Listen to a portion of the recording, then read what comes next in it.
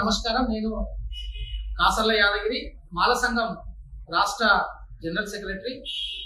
గత కొద్ది రోజుల కిందట కాంగ్రెస్ పార్టీ నాయకులపైన మరి కొంతమంది అశ్లీలంగా చాలా నీచంగా బాధపడే విధంగా పెద్ద మనుషులను బాధపడే విధంగా మరి వీడియోలు పెడుతూ కాంగ్రెస్ పార్టీ నాయకులని అవమానించిన విషయమై మేము పోలీస్ ఫిర్యాదు చేయడం జరిగింది.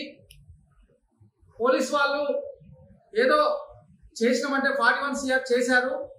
కానీ ఎవరైతే నిందల్ మండలికి చెందినటువంటి శ్రీనివాస్ గౌడ్, మోతే రవీందర్, గోలి శివ పైన క్రిమినల్ కేసులు పెట్టాలి, అరెస్టు చేయాలి అని చెప్పి మేము మాల సంఘం నుంచి డిమాండ్ చేస్తూ, అదేవిధంగా రాష్ట్ర వ్యాప్తంగా కాంగ్రెస్ లో ఉన్నటువంటి దళిత ఎమ్మెల్యేలని బీఆర్ఎస్ పార్టీ అగ్రవర్ణాలు టార్గెట్ చేస్తూ మరి వారిని ఇబ్బంది పడే విధంగా చిన్న జాతి వారని చెప్పి అవమానకరంగా పోస్టులు పెడుతూ ఆర్థికంగా దెబ్బతీస్తూ వాళ్ళు ఎమ్మెల్యేగా చేసే పనిని కూడా చేయకుండా వారిని ఇబ్బంది పెడుతున్న విషయం మా దృష్టికి వచ్చింది.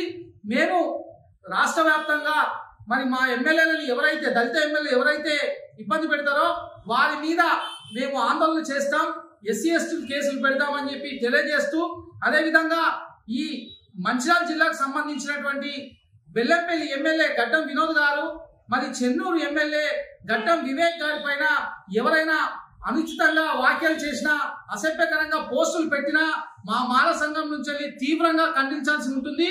మా మాల సంఘాన్ని రెచ్చగొట్టినట్టుగా ఉంటుంది. తప్పకుండా ఎదురు దాడికి దిగుతాం.